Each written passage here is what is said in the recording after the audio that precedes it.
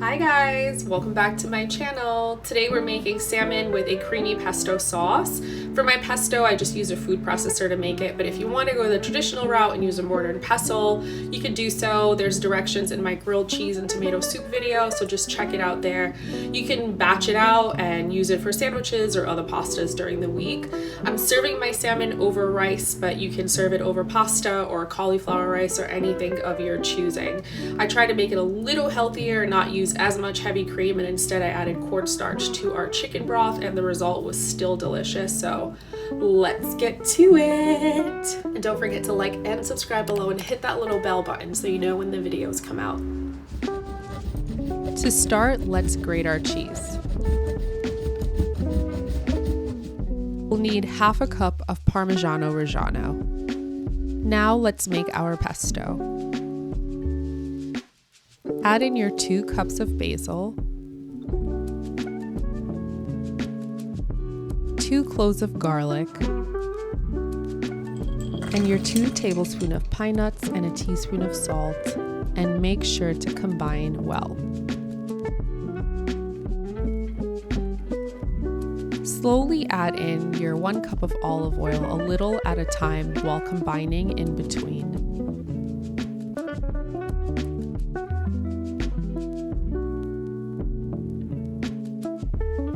This is how it should look before you add in your cheese. Add in your Parmesan and combine well.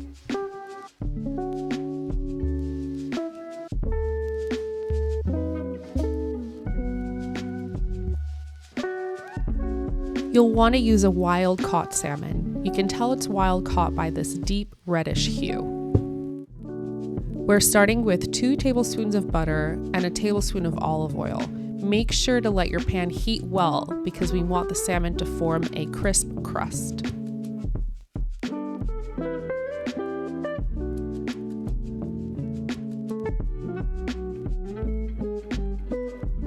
I'm keeping the skin on my salmon to retain salmon's many nutrients and healthy oils. Omega-3s help anti-aging, and I'm trying to look young forever. So if anyone has the Potion Lady's number from Death Becomes Her, please hit me up.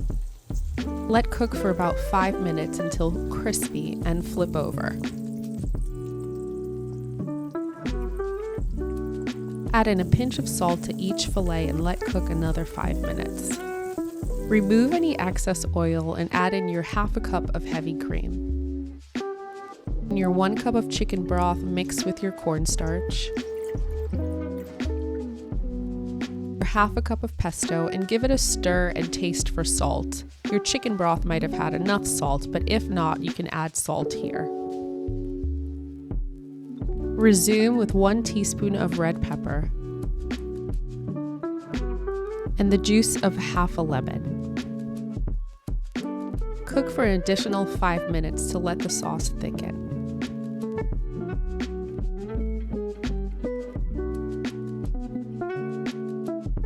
Add in your salmon and cook for an additional 5 minutes or until your desired doneness. I like mine medium, which was roughly 5 minutes.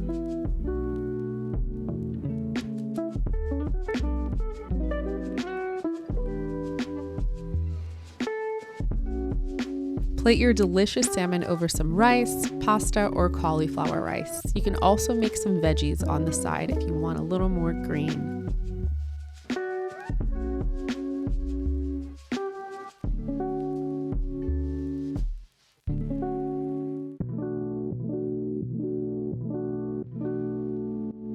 I love how I eat everything with a spoon, especially anything that has sauce, because I love sauce.